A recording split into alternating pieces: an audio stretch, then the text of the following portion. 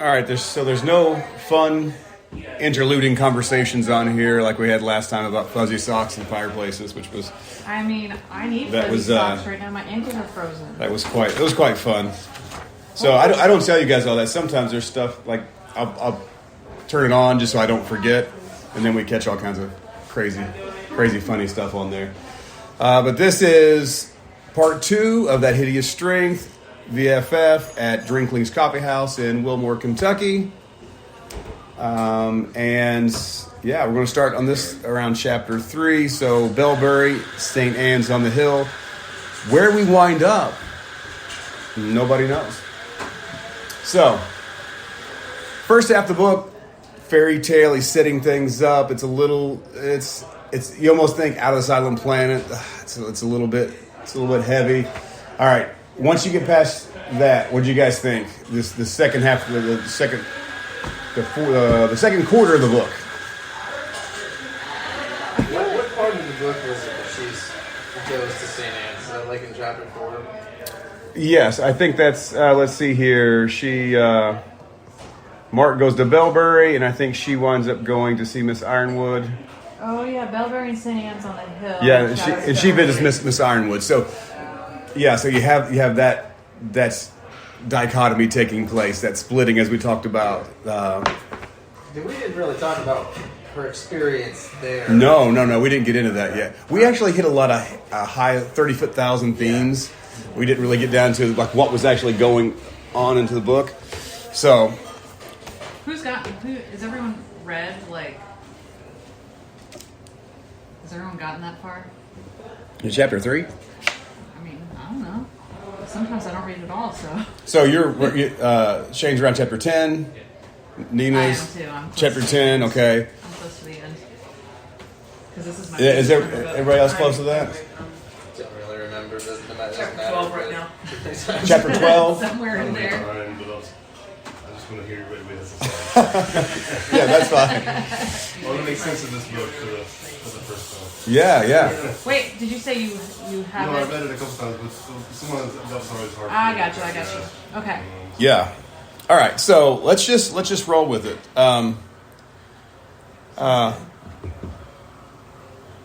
So she goes to St. Anne's. Yeah, she goes to St. Anne. So, David, you had a point you wanted to bring up about this. She goes to St. Anne's and what happens there.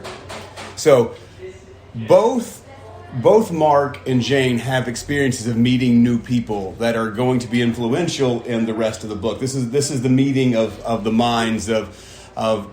So you can think of it like this. This is where the book splits off. I was thinking about this. I've actually put a lot of thought into this book this week. I got onto a real tangent, pulling things apart, ripping things up. I think, from a literary perspective, Jane and Mark, as we talked about, David, are the same person. One is the feminine heroine, and one is the masculine heroine. There she is. Come on in. And they're the everyman archetype. Because there's nothing really special about them in the beginning. They're sort of dull. They're both dull. They're both sort of kind of successful. They're both kind of the same person. But we're going to see what happens when you take these everymen and you put them in different situations. What's going to happen to the trajectory of that character. One goes to see Miss Ironwood, and then one goes to Belbury. Now, we'll also pay attention to the names of people. That's going to be something that's key, the names of people. That gives you some indication. I don't know why Lewis did that. In the rest of the books, he doesn't really... The names are not as on the nose, but the names here are really on the nose. Right. And so I'm not sure exactly what that is. I was just thinking, I wonder if one could almost compare Jane to an anti-hero who it has like a similar arc to Humphrey Bogart in Casablanca. You know what I'm talking about? The reluctant hero. Yeah. The kind of the one that doesn't really want to be a part of it, but the good side slowly takes over and changes their mind. And then Mark, I don't even know what I call him. I'm almost calling him a protagonist pawn, really. Ooh, yeah. He's just a foil for the rest of the story, but is an important one for the sake of being able to show what's going on the other side.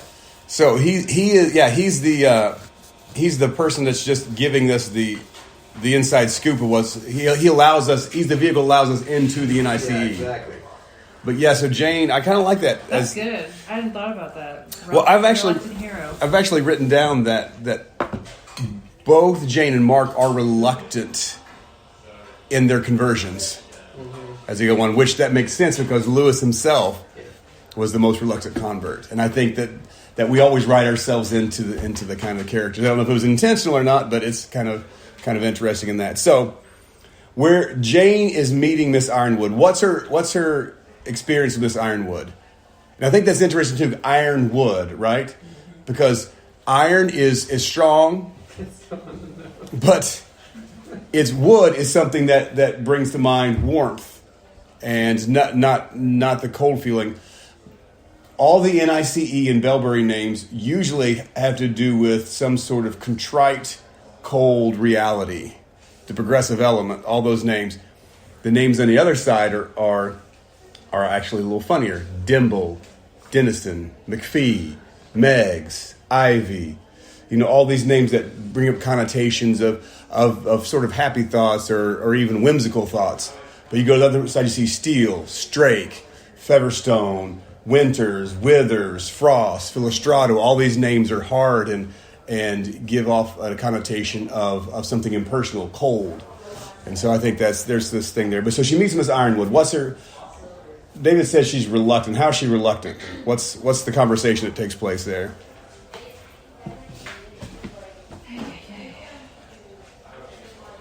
Where is it? What?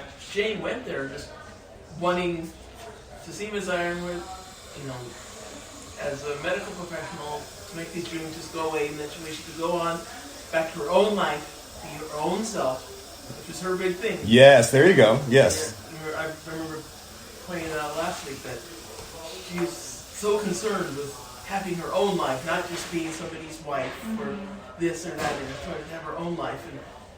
And here's Miss Ironwood trying to pull her into St. Anne's and such, and just like, no, I want to do my own thing. And, she basically wanted to have Miss Ironwood give her a pill, make it all better so she could just go back. Yes. And they're saying, no, we want you to dream more. And it's like, no, I don't want to dream more. Well, it's interesting because none of these, the only person that seems to know how to talk to her, Denison? Mm-hmm. Mrs. Denison was like, you must join us. Ironwood's like, I'd like to talk to you further. You should stay here. There was no listen, I know this is kind of scary, and maybe you're terrified. It feels a little culty. I gotta admit it. It's got a little like here, enjoy the Kool-Aid. There's kind of that feel to this. And Denison is like, look, I get it. I don't know how far. There was no wooing of her. No one tried to woo her, which makes I don't understand that. Well, the Denison husband, what's his name? I can't think of his first name. The guy Denison. Yes, the I Denison. feel like he was a little wooing. That's what I was talking he's about. very sympathetic. His wife is the one that's like, you must join us. Yeah. And he's like, no, creepy. it's okay. You've got to decide this on your own. Yeah. I was like, that's the guy I would need to talk to me. Because if she's freaked out, she has no concept of anything but, I can't let anyone ever think I'm weak. I can't let anyone ever think I'm anything but an extreme feminist. I'm independent, and I can do anything I want without a man, and they're telling her, you must join us. Anything Mark can do, I can do better. Seriously, and the whole, I can't let Mark ever know I would cry, or, that's the worst thing that could ever happen. And, I feel like he's the only one that makes her feel like maybe this is bearable. Maybe I could consider this. They had that good cop, bad cop. It was, yeah. I don't think they tried, but they, definitely. Yeah, they were both on the same team trying to get her to come along with shoot, but Lady Denison was like, you gotta do this, and then he's like, join no. us. I feel like in modern vernacular, he would have been like, honey, you're freaking her out. Yeah. Tap on the brakes a little bit. Exactly. Okay. Has everyone gotten to that part where they named Denison? I just got there. Okay. I haven't heard the conversation. I just met. That's what it's like. But just on a side note, why is there just a random fire in the woods? They're like, oh, here's a bonfire. Let's go stand by it. Does it say why it's there? What time of year was it? It seemed like it was cold. It's starting to get cold. Might have been bonfire night.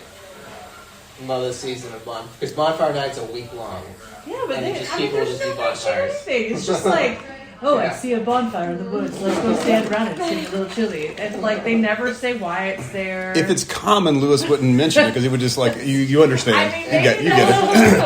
I said to myself, like, where's this fire coming from? Why were they okay with walk? Because they're trying to be like incognito and hide and get out of the way. They don't want strangers to overhear their conversation because of the NICE, and they're like, let's go stand by a fire. But it's not Well, it about- pushes the culty thing, right? Yes, the whole thing. I'm like, I don't think I would have gone to that fire. Although, obviously there was something at work making my ankles are so cold. Making her feel. There's a move. I mean, it's cold.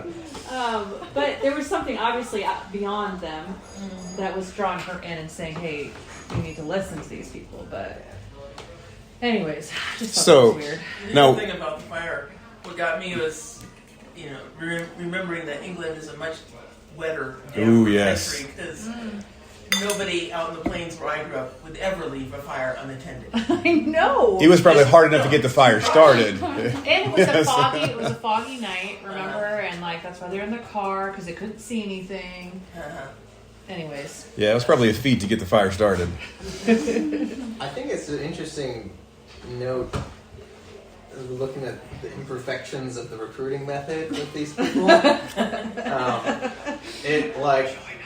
There's so many times where it's like, no, get out. oh, it's Yes. Darth Vader. Like, oh, Do this yeah. or die. Totally. And both from the NICE and from the folks at St. Anne's. And they're both like, St. Anne's are way more, like there's something about them that she's drawn to. But it's at the same time, you're like, that sounds weird. And I think it's really compelling that he did that because to me it says that the power, like, for lack of, he wouldn't put it in the book this way, but the power of the Spirit through these people Yes. breaks through the weirdness. Yeah. And it's like, it doesn't matter that they screwed it up because like the good's gonna come through even through this flawed recruiting process. They're Yes. kind of imperfect saints, right? Yeah, And very then Ransom is like the Yeah, king. right. Like, he's Well, like, I would say, if you had ever done evangelism, like street evangelism or any kind of evangelism, there are times you go out and you have the perfect pitch, so to say. Like you have this great encounter with someone and you just feel like you're on fire, you have the answer, something like that, and the person just walks away and you don't ever see them again. And somebody else comes up to you and you're having a bad mood, you're not thinking correctly, and you say some weird stuff, and then they're like, I don't give my life to Christ. You're like, what? I didn't. How did that work? So I see that it worked despite us. Yeah, it works. It's like you messed up. Yeah, now you know it's not you, it's me, type thing. That's true. Yeah. So was there a little bit of wooing from NICE to Mark? A little bit stroking his ego? Yes. Oh yeah. All the time. But I think Nina pointed out to me like he's a fool right up until almost the very end. He's an he's an absolute idiot so far. idiot. He's such. Oh, you'll see. Yeah. So far, it's not good. It's gonna tick you off even more. Yeah. Jane has so much good intuition.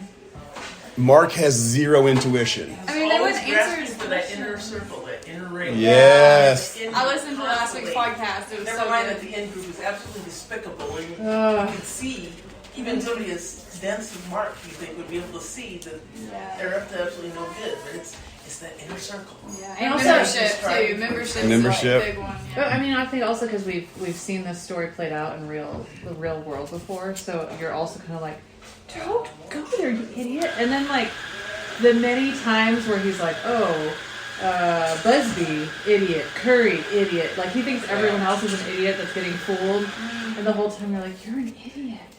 You're the same idiot as them. He's just a smidge smarter, but not really. But also, like, this is what kept going through my head the entire time. Have you guys seen this movie? Have you seen Get Out?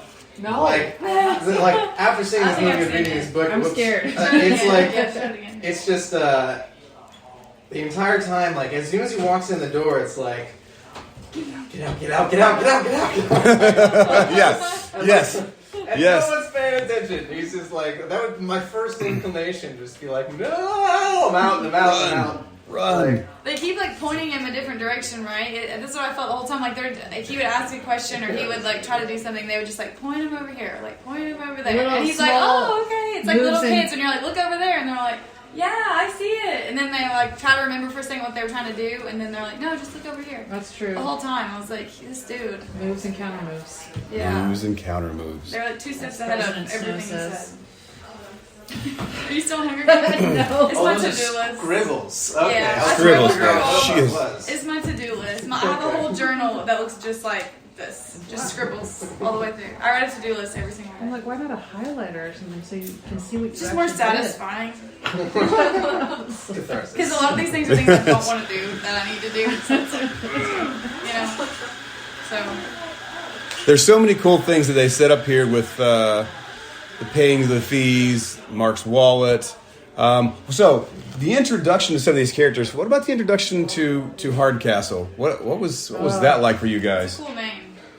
I'll say that. Oh, the fairy. The fairy, yes. Yeah. Perv. She is. Absolutely. She's a pervert.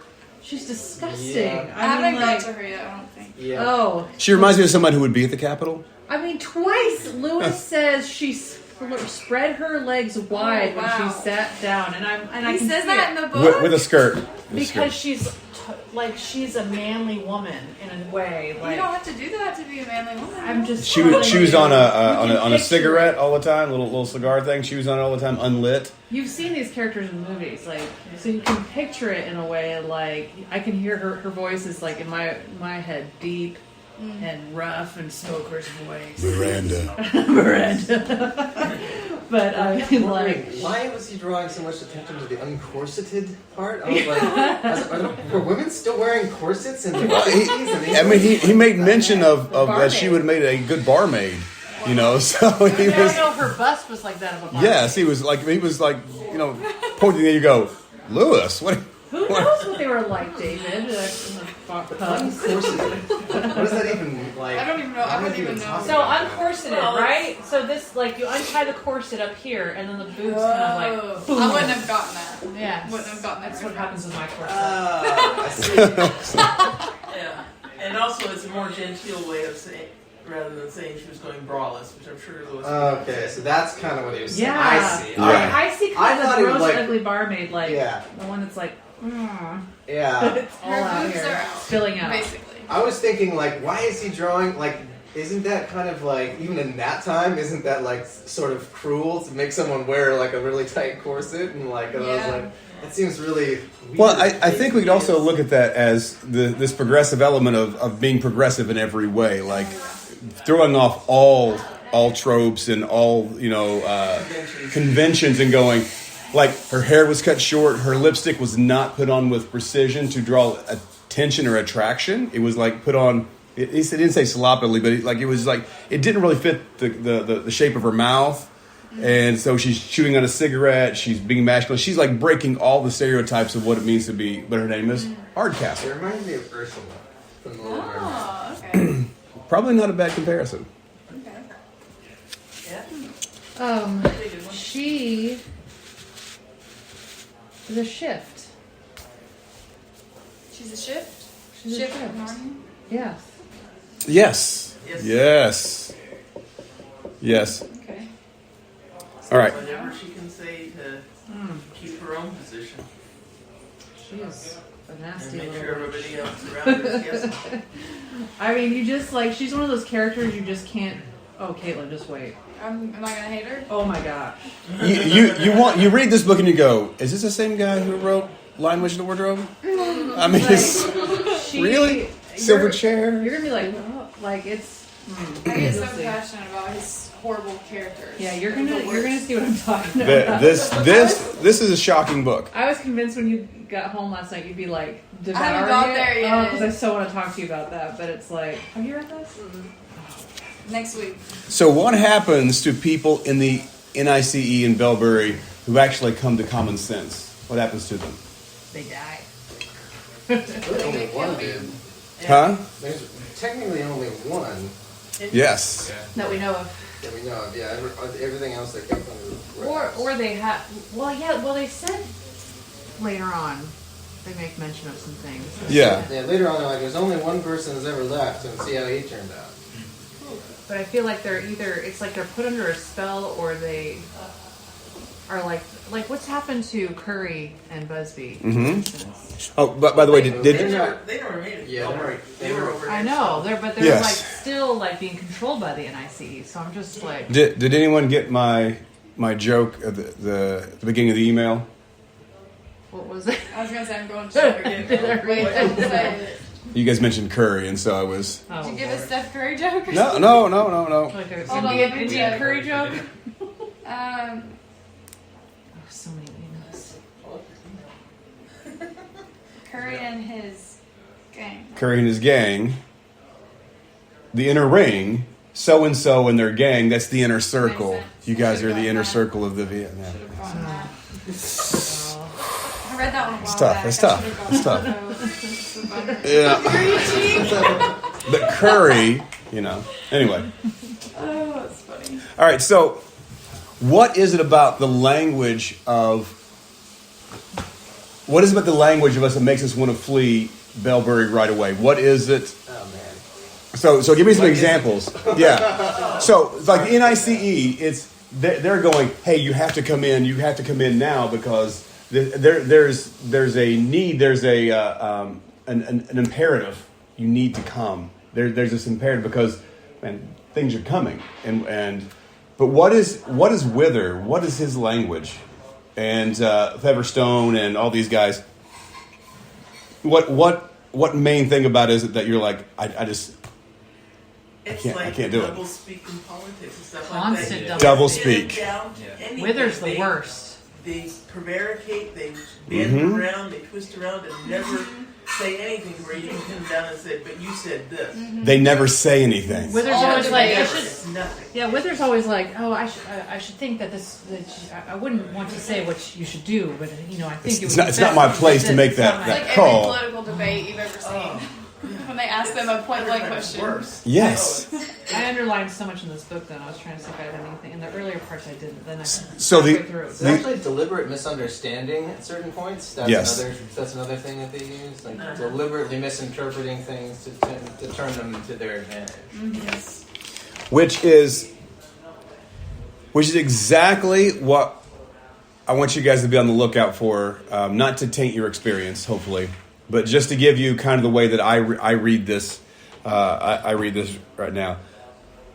I think everybody knows now that Caitlin and I love transposition, It's my favorite. probably a little too much. It's my favorite. But I think what we see here is, if we think about the higher and lower languages, right? Shane, have you read transposition? Highly recommend reading that essay. It's only like 25 pages. Yeah, it's not very long, but it's fantastic. So he talks about there being a higher language, which in this higher language, we can't express everything in the lower language, so we have to reuse words, and words have more than one meaning. And so if you look at things from a higher to a lower, you can understand we use the word love. I love ice cream. I love my wife. We understand those two loves aren't equal. But however, some people say that we have the lower, and the lower goes to the higher. So we try to elevate low language and make it higher. All language is metaphorical. So the higher language, so our lower language is metaphorical because we're alluding to the thing in the high because we can't actually name what it is. So think of the words Jesus. In those 5 letters, have we encapsulated the whole of Christ? No. But we're alluding to things that are of Christ.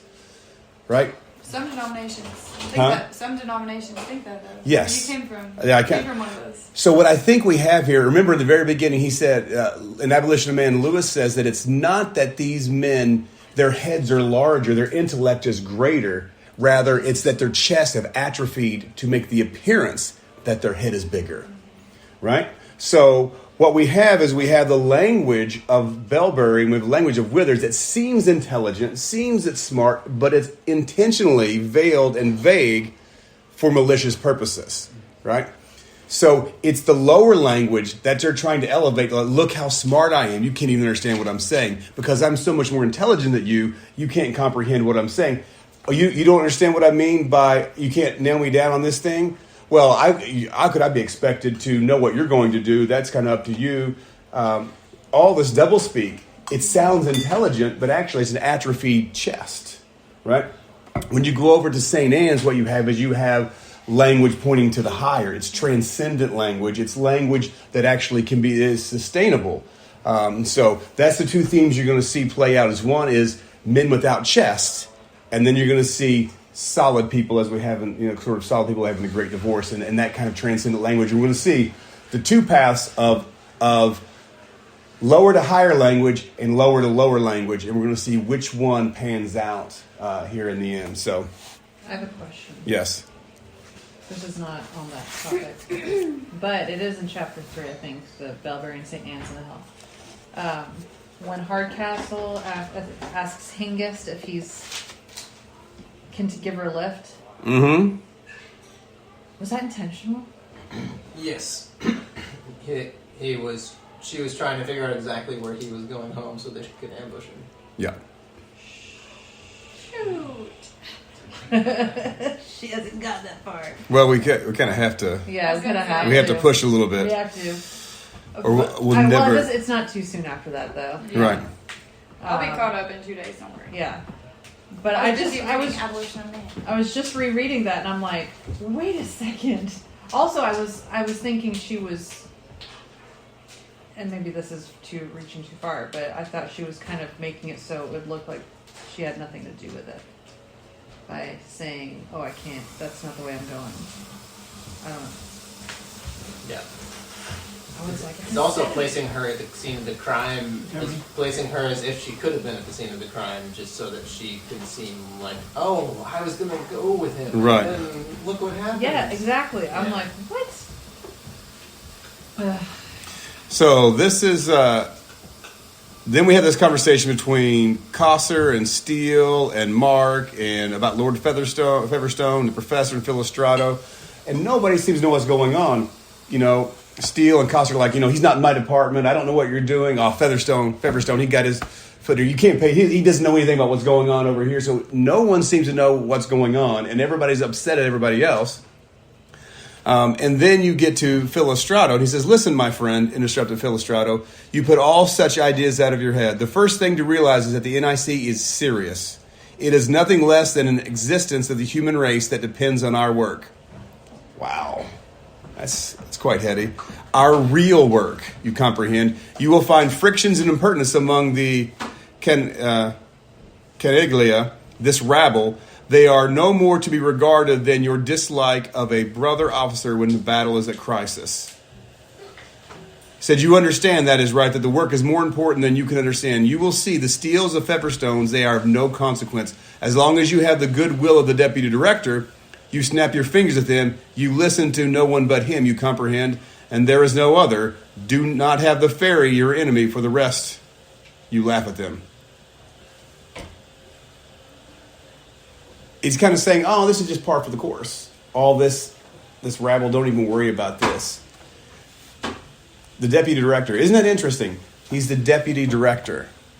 So there's also a parallel stories here of two directors, right? So we have two houses. We have two directors. We have, let's see what else. There's where was I? I had that listed down. But yeah, so we have the story of two different houses here, and there's a parallel narrative going on all the way out through this. Well, dang it, I can't find it. Okay, so what are you looking for? I just had something written down here that I can't find in the moment.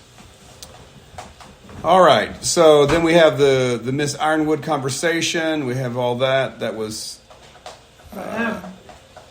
That was we're going to chapter 4? Yeah, it's going to chapter 4. That one was a part that, it was too much like real life to me. What happens in chapter 1? It's the liquidation of anachronisms. And I'm like, what does that mean? Oh, yeah, Well, I think we can also point out that Jane leaves St. Anne's, and she goes back to her normal life. For like 2 seconds. Mark does not leave Belbury. Now, Belbury reminds me of Hotel California. You can check out anytime you want, but you can never leave. He leaves once. He leaves once. He leaves once when he first on assignment. When he's so clueless. Yes.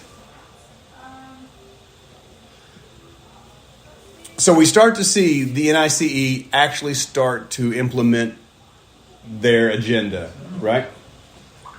So they've bought the land, and they were just going to buy the wood, the Bragdon wood, right? They were just buying that. They're going to set up shop at Belbury. They're going to do a few things. But then they start imposing onto Edgestowe, and they're starting to do things around town that actually are disrupting the quiet and the peaceful life of the people of Edgestowe. On a practical note, Yeah. when I'm reading, David, maybe you feel this too, and maybe you too. Just like when I'm reading like the destruction of Edgestowe, I'm just like the whole time like, like they're destroying the school, they're destroying the river, they're destroying. I'm thinking of these little English towns, and I'm like, this is the most awful. It's like the best thing about England, and this is what they're destroying. The whole time I'm just like, this is the worst. It's so uncomfortable and sad. I know it's just. I think I cried the most when the Dimbles came over after You she what? got back. I think like when I felt the saddest. Whenever like the Dimbles came over and like they cut down the trees. They cut down like the plum it's the worst. the fruit trees in the back and had to leave their house. It wasn't that they were officially evicted. Yeah. But They life took there them was out. so untenable that they couldn't stay. It's just like And that's why Mrs. Dimble spent the night off with Jane. I Oh, was so sad so about that. sad. But yeah, this is so the liquidation of anachronisms. That's when Mrs. Dimble comes, right, and stays the night with her, and then And that's when she has another dream. and they're over Oh, at Bracton, they're all in the big common room and stuff, and then all of a sudden something comes crashing through the window. Oh, yeah, glass that's- is flying all over the That place. stained glass that they. doesn't Feverstone just like stay there? Was it him that just continues like drinking? I forget now. Somebody did. Well, the stained glass. That's also that's the sacred being being broken, profane coming in, and that's very much. So you have this. You have the outer workings of the philosophies of the NICE are actually physically manifesting in the city, and so we have St. Anne's, which. Does anyone know what St. Anne's is? What she got? She's a patron saint of. Does anyone know? They don't have saints in the Anglican Church, do they? We do, but we don't have they're not patron saints. Okay. Like they just are. We just we hold them as examples of X. So like actually today is C.S. Lewis's Birthday? kind of day in the Anglican tradition, and it's like a prayer, just thanking God for His teaching and just asking that we I'm surprised hear they God's word through Him. They didn't talk about it on the Lectio app. Yeah, I can't. Yeah, but it is C.S. Lewis's birthday today. Oh, there it is. That's So that's I can't believe we didn't start out with that. I thought about that all day until we got here. And then hey, birthday, Jack! He forgives us. So Saint Anne is a patron saint of mothers. Apparently, she is the mother of Mary, the mother of Jesus. And so it's very fitting that St. Anne's is the place wherein that this is going to take place. This is the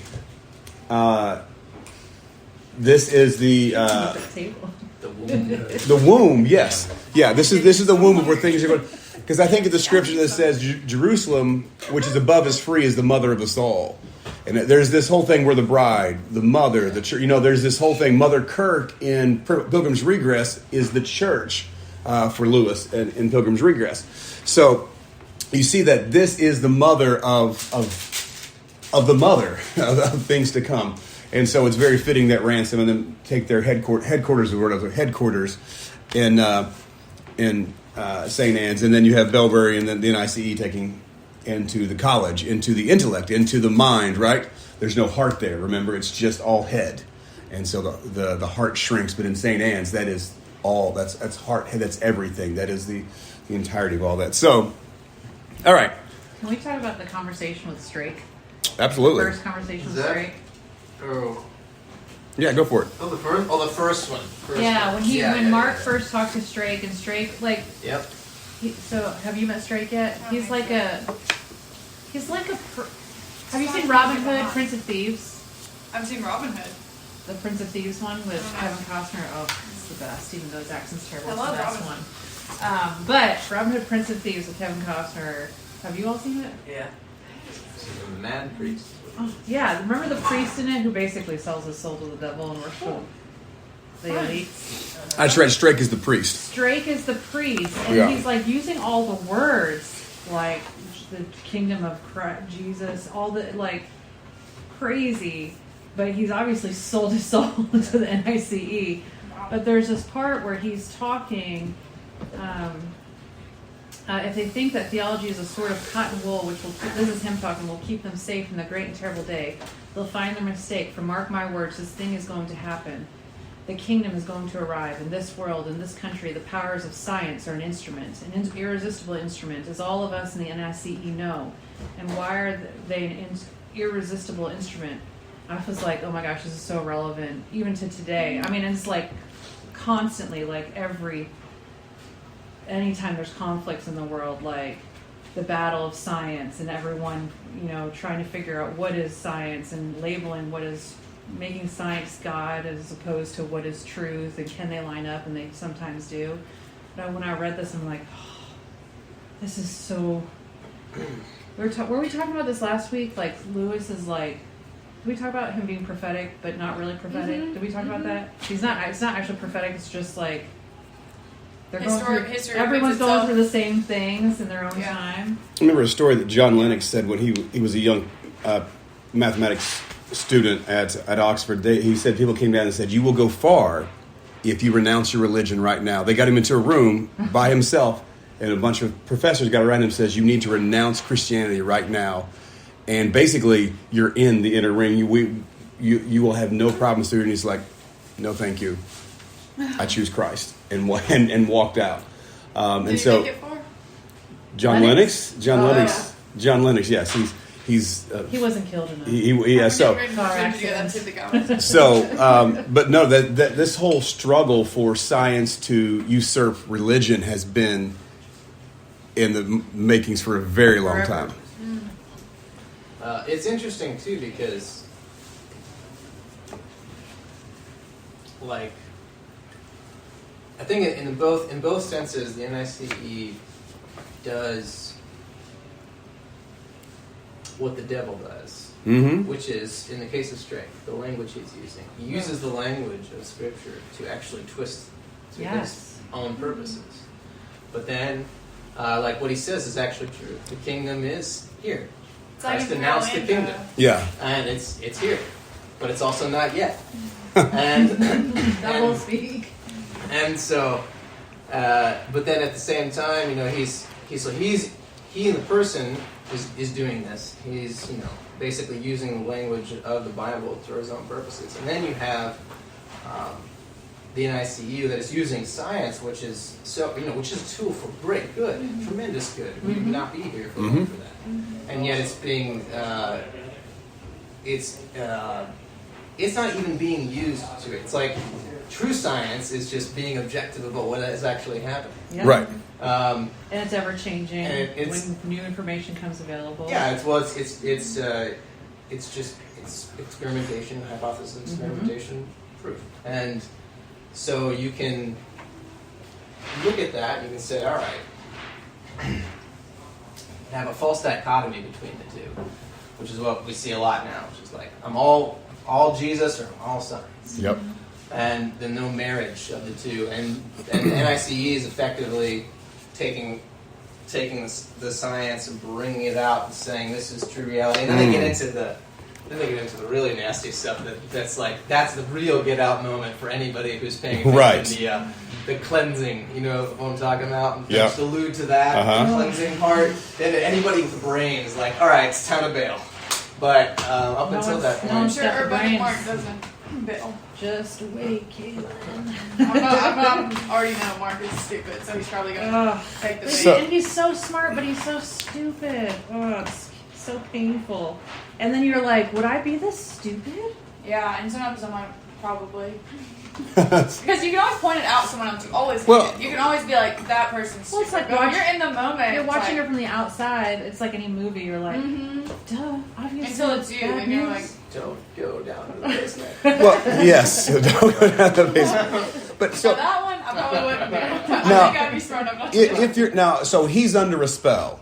Let's put it that way. Right? He's under this spell. Absolutely. Well, and it's life changing. You have to think. This is a life changing. We're not in the. He gets his salary just I mean probably quadrupled, and he's in the inner ring. It went down first. But you remember how he said I wish that I could hear the secret whisperings of Curry and his gang. That's where I pulled that from, Curry and his gang. So He's still trying to get us together. see, I slid it in there. And so, but there's this whole notion that he's under the spell of I'm in now. And what happens when we get in the middle of it, we're like, I thought it was going to be better than this. It's not. Maybe if I get into the inner ring. So you see, there's that progression of him going. Everybody's saying, Phil Estrada's like, this inner ring here, that's not even the inner ring.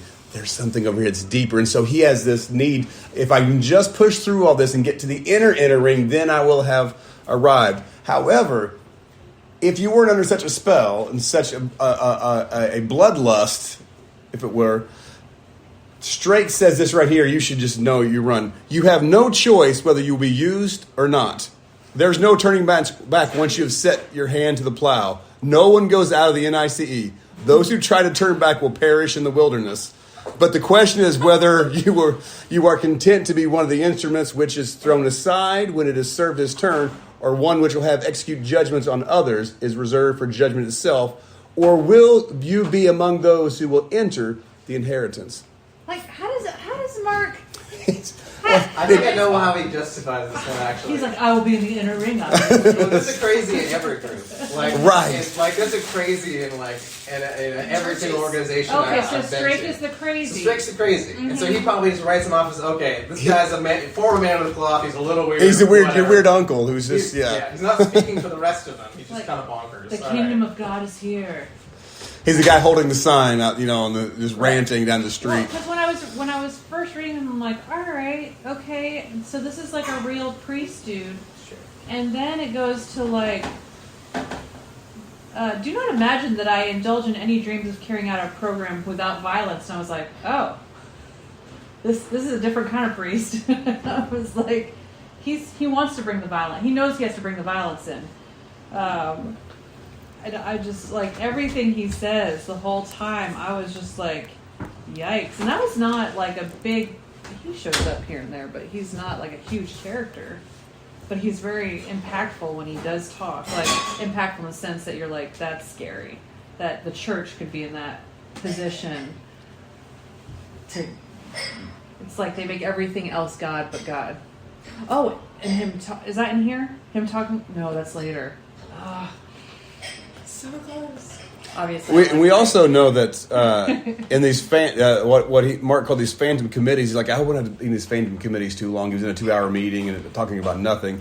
He goes, but apparently they won some sort of victory when they had the right to pull down the little Norman church at the corner. That was a big victory for this group. He's like, still nothing. I think he has that. I think he has that conversation with Featherstone like stuck in his head about like there's two kinds of people. You're either a pawn or you're a fighter, and so I think he has that. There's a reason why he had that conversation first before this dialogue, because I think he's just thinking, I'm not going to be a pawn. I'm not going to be a pawn. I'm going to choose a side, and I'm going to have a purpose. I feel like he just wants a purpose so bad. Do you know who Featherstone is? What do you mean? Okay. Lord Featherstone. So now this whole time this is going on, Jane loses. She loses Ivy. So even though she's like, I'm going to go back to my life, well, what happens immediately when she comes back? Miss Dimple moves in really quick to stays the night, and then her maid's gone, and so suddenly her life is affected, and it's this notion of things aren't going to go back the way they were. It's not going to be the same. Something's going to happen. You're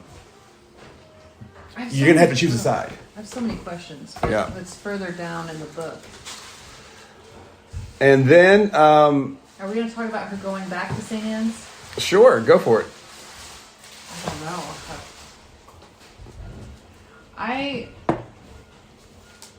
First of all, I kind of found it interesting that Jane is a bit of a snob. Like when she sees Ivy. Is it Ivy? Ivy, Mrs. Maggs. Yeah, Mrs. Maggs. I'm like, and she's like, why is she talking to you like she's not your servant? Like she's very like taken aback that Ivy is acting like one of them. Like the rest of them are like all like high and mighty, and Ivy should be. Jane and Mark are both social elites. Yeah, and she can't handle. So they're at the house, and Ivy's talking to McPhee and Mr. Bultitude or whatever. I can't remember anyone in the house. They're all equals in that house. And Jane's like, "That's why are you talking to us like this, or why are you talking to them like that? You're a servant." She doesn't say that, but maybe she does. And I'm like, man, Mark and Jane are snobs. Well, that's what they've both been striving for in their own way. I mean, Mark with his continually wanting to be in the inner circle, it's his elitism coming out. Whereas Jane, her elitism has always been, I want to do my own thing. Well, her own thing puts her at this level, and people like Mrs. Maggs or Ivy is at this level, naturally. That's just Reminds me of when Ransom was on Melicondra, and he's like trying to find out like who's the hierarchy here, like who is on top, who's in the middle, who's at the bottom, like somebody, and they just wouldn't tell him. They're like, what do you mean? Like, we don't understand what you mean. He's like, who's the leader? Who's the group of people I need to care about, you know? So Mark gets his first assignment. He gets his first assignment. And this is a really interesting part too. They go to Cure Hardy. Does anybody ever have any feelings about what happened at Cure Hardy? Shane. So Coster and Mark go. They're supposed to write a report on Cure Hardy, which is a little town outside of Edgestowe. Oh yeah, now I remember when they go and sit in the pub. Yep. Yeah. Anyone else? Anyway. I have a lot of thoughts on everything because I love this movie. All right, so I'll say. So this is this great Lewis language right here. It's so funny. It's like, this is Coster speaking. "We've got the university by the short hairs," said Coster. "You needn't worry about that. Anyway, it's not our job. The point is that the new wind must come right through Cure Hardy. Now look at your contours. Cure Hardy is in this narrow little valley, eh? Oh, you've been there, have you? That makes it all the easier. I don't know these parts myself. Well, the idea is to dam the valley to southern end to make a big reservoir. You'll need a new water supply for Edgestowe. Now this will be the second city in the country." So they're about to wipe out an entire city just to make Edgestowe the number 2 city in the country. And so they're going to wipe out this. And so he actually said the new village is going to be named Jules Hardy or Wither Hardy or something of that sort on the railway. And then let's see, where's that? Let's see. They're sitting in the pub. I like the line there. We can write about the report today. We can run out and have a look around tomorrow, but we can write most of the report today. That would be pretty easy. If it's a beauty spot, you can bet it's insanitary. It's foreshadowing. Insanity. Well, they do most of this stuff. Most of the writing is they're never there. They just write it and then, because what is it Mark says? Oh, shoot, there's a great line. Nina, you mentioned it to me. It's this line that something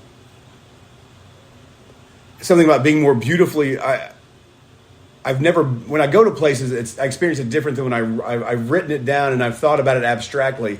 I've always seen the beauty of it in that. But because I was talking about Cure Hardy has. Oh, well, he's something along those lines. When they go into the pub in Cure Hardy, there's the 2 very different experiences that Mark has compared to Curry. Curry, right? Was it Curry he's with? Yes. No, Coster. Sorry, Coster. Coster. And that's right, Curry's not that list. Coster. And Mark just finds it very like most of us find it idyllic. there's a warmth to sitting down and having a pint in a dark pub with a window here and there, and Cosser's like, ugh, no, I don't drink. That's not something I put in my body. Sunlight's better, but nothing like the whole bar scene. He was kind of disgusted with. Right. And Mark is finding like nostalgia in it, remembering times he's drank with friends there. All of a sudden, these feelings are coming to him, and he says how nice it is. How nice it is. It's beautiful. He loved the scenery. And then Costa goes, bloody awful noise those birds are making. So it's like right away, he's... they walked in the village for 2 hours and saw their own eyes the abuses, the anachronisms that they came to destroy. They saw the recalcitrant and backward laborer and heard his views on the weather. They met the wasteful, supported pauper in the person of the old man shuffling across the courtyard of the almshouse to fill a kettle, and the elderly rentier. To make matters worse, she had a fat old dog with her. In earnest conversation with the postman, it made Mark feel as if he were on holiday, for it was on holidays that he had such wondered about an English village. For that reason, he felt pleasure in it. So he feels a connection, and he says, all this did not at least influence his sociological convictions. Even if he'd been free from Belbury and wholly unambitious, it could not have done so, for his education had the curious effect of making things that he read and wrote more real to him than things that he saw. And so we have that notion that the whole NICE, they have an agenda, they're ideologues. Their idea is more real to them than reality in front of them.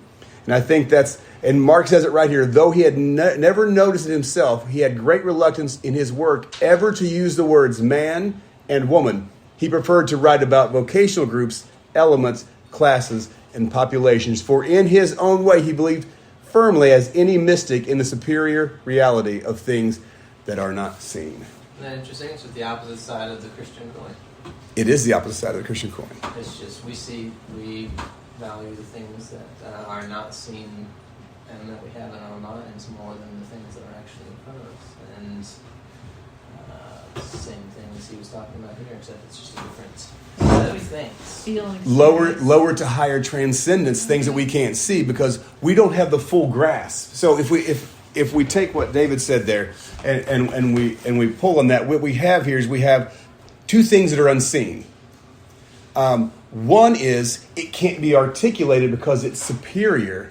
The other one is it can't be articulated because it has to be confused. It has to be befuddled to make it have the appearance of mysticism. It doesn't have real mysticism because it doesn't have the balance of imagination and reason to it. The transcendent does. And so we're looking at this thing as we have this lower to lower aspect where they're trying to make it be mysterious and mythological and have this great importance to it.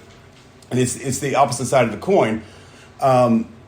Where we can't put into words because we don't have that language.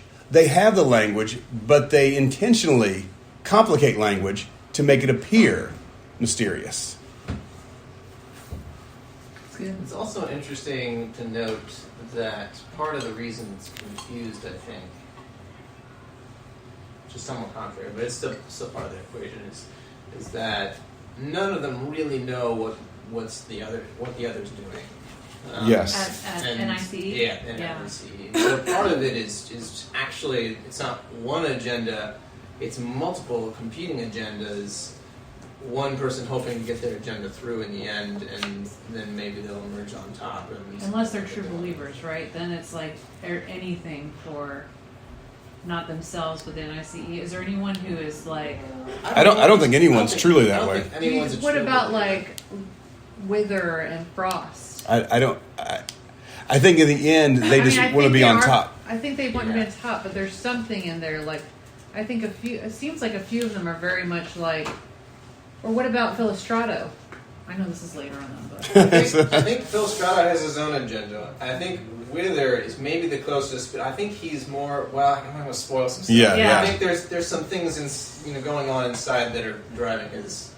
Everything is like brand new to me when I'm reading it. Like I can't talk about some things either because you're like, I'm reading it for the first time I'm reading this, and so I'm like, okay, I gotta stop. Like, there's only a few parts I remember distinctly, like very well, and then the rest is kind of a bit of a blur. This is like my 6th time reading this, and so I'm really starting to pull things apart, and it's actually even more exciting now than it was the first time I read it. So I know we have to end soon. Can we at least go to chapter 5 and just talk about like the scheme Hardcastle wants? Yes. So before we get there, let's just really quick touch on. This whole thing of Mark hinges upon him accepting the Belbury appointment, but he has not yet done so according to himself. Whereas Featherstone, Curry, Withers, Frost, everybody else has just come to the understanding that Studdick's on board. He doesn't know that he's on board. And so, like Strake told him, whether you know it or not, you're going to be used. So you can either be something that's used and thrown away, you can do the judging, or you might be on the good side. So see, I'm just realizing some things as you're speaking about, because I'm like, why was he such an idiot? Like the whole time they're like, oh no, you are a part of this. Oh no, you are a part of this. Even though he's like, no, I need to get the terms of my salary. I need a contract. And so that constant questioning was a thorn in the side of Wither. He couldn't stand Mark continuing to pester him about trying to nail something down. And another thing we can't reveal, but because he had, from the very beginning, he had to be a part of it. Yeah. Yeah. Also, there was that whole bit at the beginning where Lewis was talking about how he ate paint chips on his salads. Lead paint chips. Yes. And that was really the reason. As a kid, he ate paint chips. Oh. I was like, paint chips and little Tommy boy in there. Okay, so chapter 5 we want to get to. Yeah, because we're... Elasticity. So, Mark's still trying to get terms. The terms of his job, not because he's stupid. So, it is actually his stupidity that keeps him alive, probably. Because he seems so innocent, even though he's like... He thinks he's like being so strong, like... No, because he goes to see Jane right before this, right? He asks him, he's one of the few conversations they have. I'm definitely going to nail down the salary and all this stuff. What kind of relationship is that? They don't talk for weeks, it seems like on end, and then they just like, hi, how you doing? Okay. See you later. Yeah. I'm off to college again, you know? So he's having the conversation with Hardcastle. Okay. And Hardcastle is basically saying, we are going to control the media. This is chapter 5? This is chapter 5. And this happens throughout history, but I mean, it's just like, but we get over to, they're talking, this is like, I don't know what, a lot of us have similar books, but 1, 2, 3, 4. Page 99, that's the one you're looking Yes, page 99, yes. And so, let's see, what does Mark say here? I don't see how one's going to start a newspaper stunt without being political. Is it left or right papers that are going to print all this rot about Alcazan? Okay, Alcazan is the guy who was killed. And they're, what does she say they want to be told about Alcazan? That he's alive, or what is it? What does they want? Anyone? They want to paint him as a martyr. Okay. Yes, paint him as a martyr. So I'm looking for this place here. So okay, so, because I'm going to, he said, I've been told so many things. And so Hardcastle says, both, honey, both. Don't you understand anything? Isn't it absolutely essential to keep a fierce left and a fierce right, both on their toes and each terrified of the other? That's how we get things done. Any opposition to the NICE is represented as a left racket in the right papers and a right racket in the left papers. If it's properly done, you get each side outbidding the other in support of us to refute the enemy's slanders. Of course, we're non-political. The real power always is. And I love it because he's like, I don't believe you can do that. Not with these papers that are read by educated people. And she says, that shows you're still in the nursery, lovey. Said Hardcastle. Haven't you yet realized that it's the other way around? How do you mean? Why, you fool, it's the educated reader who can be gulled. All our difficulty comes with the others. When did you meet a workman who believes the papers? He takes it for granted that they're all propaganda and skips the deleting articles. He buys his paper for the football results and the little paragraphs about girls falling out of windows and corpses found in Mayfair flats. He is our problem. We have to recondition him, but the educated public, the people who read the highbrow weeklies, don't need reconditioning. They're all right. They're all right already. They'll believe anything. As one of the class you mentioned, said Mark with a smile, I just don't believe it. So he recognizes for a split second he's part of that group. Yep. And she says, good Lord, where are your eyes? Look at what the weeklies have got away with. Look at the weekly question. There's a paper for you. When basic English came in simply as the invention of free-thinking Cambridge dawned, nothing was too good for it. As soon as it was taken up by a Tory prime minister, it became a menace to the purity of our language. And wasn't the monarchy an expensive absurdity for 10 years? And then, when the Duke of Windsor abdicated, didn't the question go all monarchist and legitimist for about a fortnight? Did they drop a single reader? Don't you see that the educated reader can't stop reading the highbrow weeklies, whatever they do? He can't. He's been conditioned. I was like, whew, there's a lot of truth in that. Like, just the back and forth and the division, like how, like, the media is always dividing. And then there's good people in the media. I always wonder if I'd stayed in journalism, like, where would I be if I was in journalism now? Like, I have no idea. But because then people are telling you, no, this is good, write this. And you're like, okay, I trust this person, this must be good, I'll write this. And this has got to be true because this person said it's true. But at the end of the day, they're just like, this higher power is like, let's pit them against each other by saying it's all the other person's fault. It's like the Green Book and Abolition of Man. Right? Yes.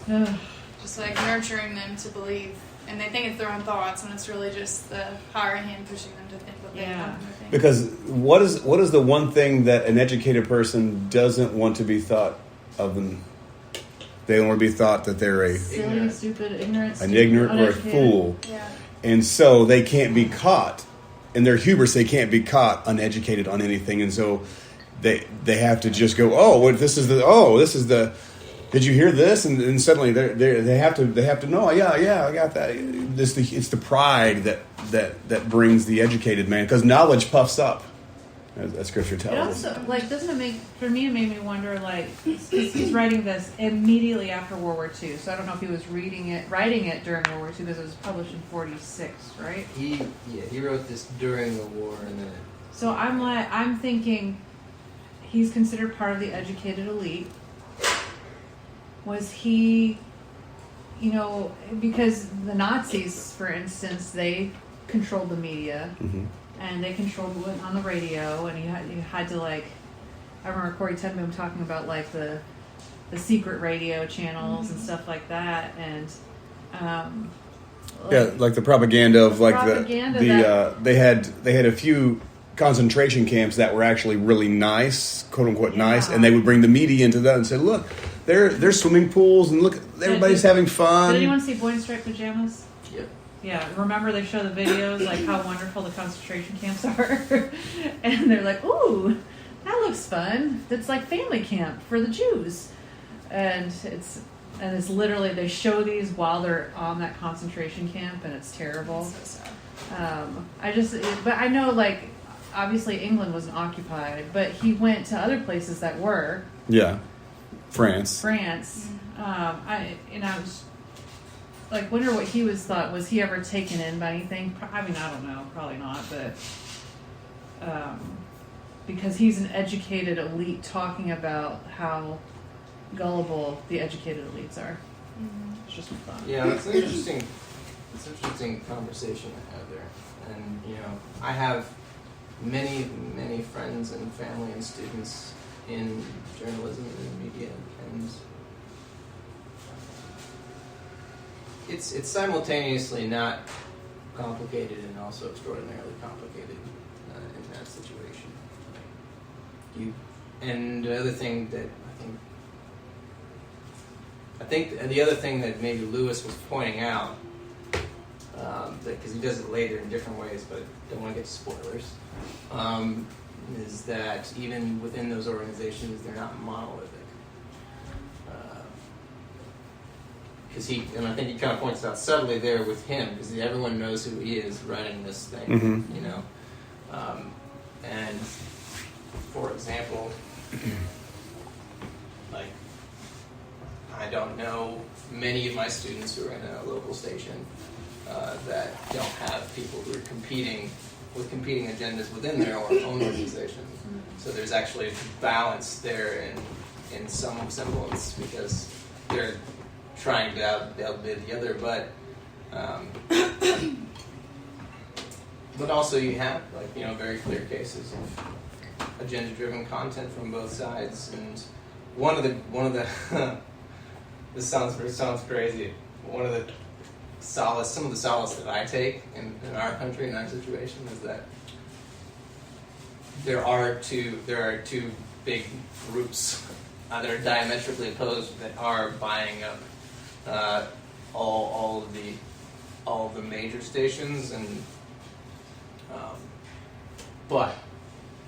so you actually have this clash of ideas, which is good. It's not just one agenda, but also you have within those a lot of journalists pushing back on that. Like, my sister had to deal with some of that when she was working at her local station at the start. And it's hard. It's hard for those journalists, because when they try to push back, sometimes they're kicked to the side. Yeah. They lose their jobs. They lose their jobs, but you know, that's why there's so many independent journalists now. Now sometimes those become their own organizations. This is why you have like my dad is always like, well, who do I believe? If CNN's not telling me the truth, and I'm like, I don't sit there and say you're an idiot for watching CNN or anything. But my dad's always asking the question, who do I believe? Who do I believe? I'm like, I don't think you just automatically believe anyone. You always just listen to language and narrative and use different tools and think critically. But you know, and at the end of the day, you could ask God to give you discernment, because all of us struggle with these things. But I think it's very clear. It's always been this way. Like, it's always been like two very, like, at least two different sides battling one another for blaming the other for whatever. Just awfully comforting knowing that it's always been that way. There is a little bit of comfort in knowing it's not brand new for us. So before the Gutenberg press, people suffered because of a lack of information. Once the press came, and even Lewis was like, I don't know how we deal with this. We have an onslaught. Lewis was saying this his day. We have an onslaught of information. We have newspapers and periodicals, and there's so much information that's coming at us so quickly. I cannot believe he said that. I'm like, if he only knew. And so, only knew. And so now we suffer because we have too much. We have a saturation of information, and we can't weed through it all. And so, like, and people of power take that because they actually capitalize on the lack of information and the saturation of information. They use both to their advantage, because that's what humans doing. I've been preparing a paper on this topic for the last 6 months, just kind of slowly sketching the outline on conversations and stuff, because it's part of my job is to analyze the trends in media stuff, and I'm going to get there eventually, but I think there's one more threshold that needs to be crossed before I can look back in time and really make some good assessments. Okay.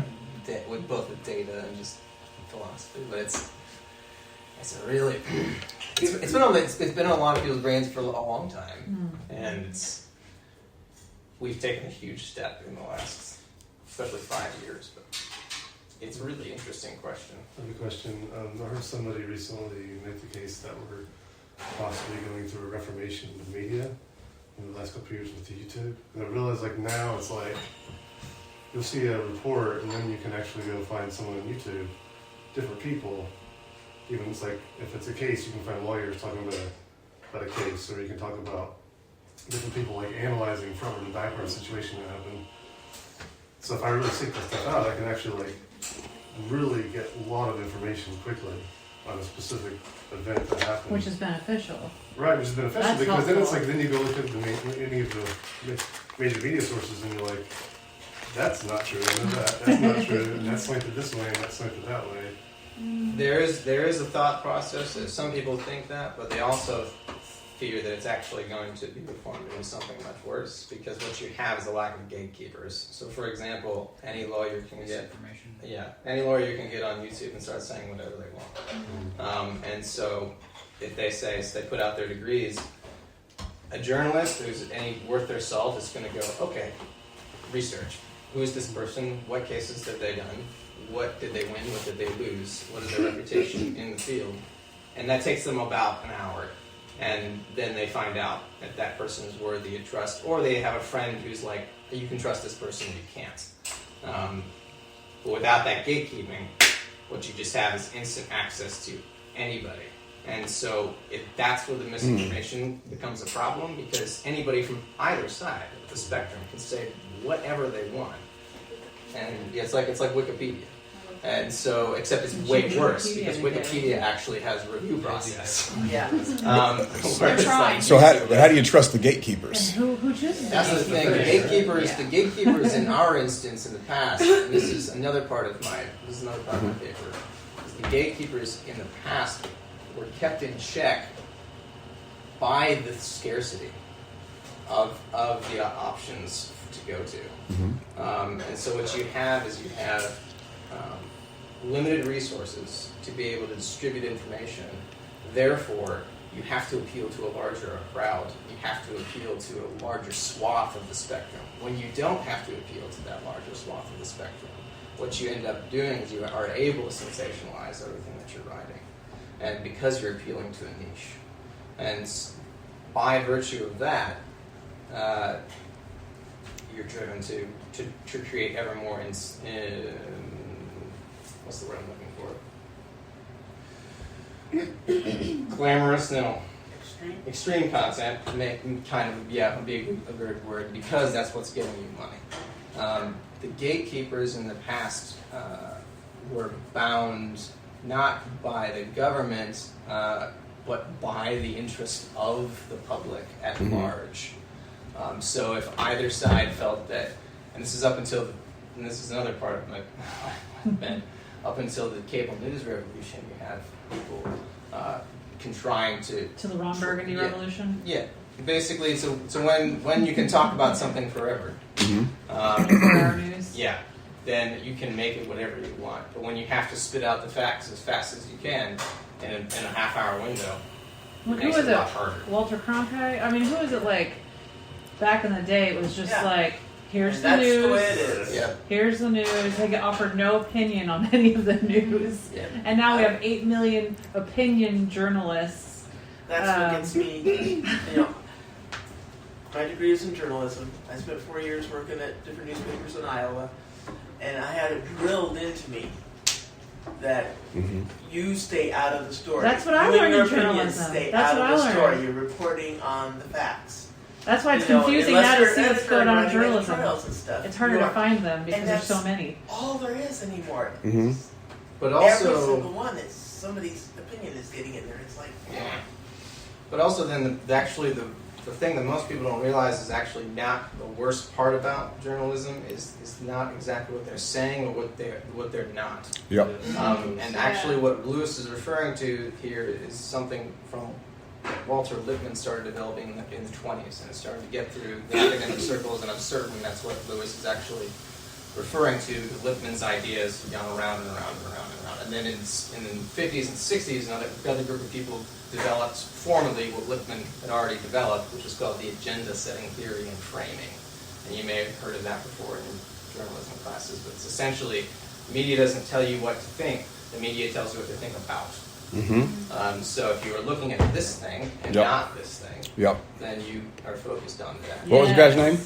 And that's exactly what we see on both sides of the political spectrum with the extreme things. If you want to see, actually the best tool that I found lately to deal with this stuff is an Instagram site run by people from both sides of the political spectrum, and it's called All Sides. And they take, I follow them. You follow them? It's great. Yeah. They take, they have a website.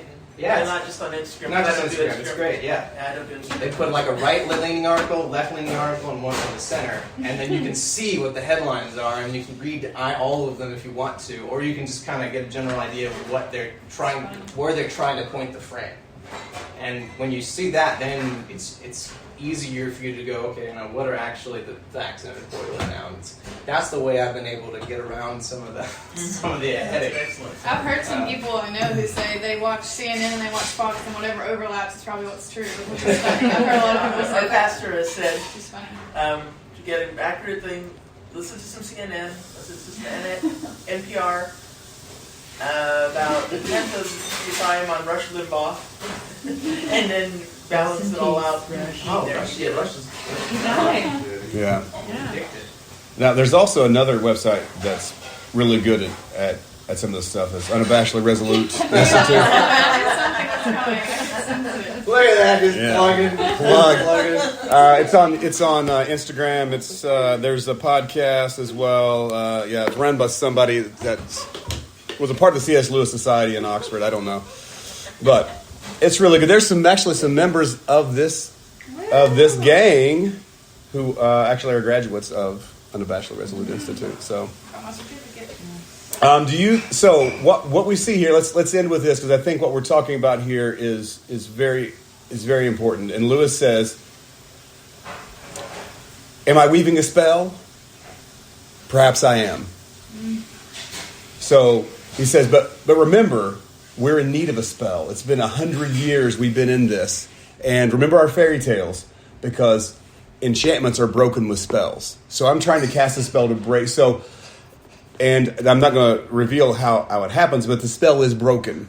It's broken. So the spells are broken.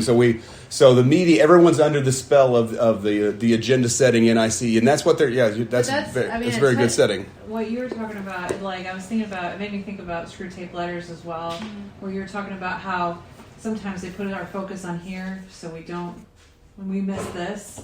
I was thinking about Three-card Monty, right? Screw Tape Letters, Just like keep how moving it around. often, like Uncle Screw Tape is like, get them thinking about this. Like, I think there was a part where he's like, pay attention to the clothes, get them to think about the clothes that they're wearing in church. It doesn't matter that he got saved. Oh, he also said, don't get them on logic and science, because the enemy can use that against us. Get them on opinions and feelings, because those can't be contradicted. Yeah. And so that's what we see.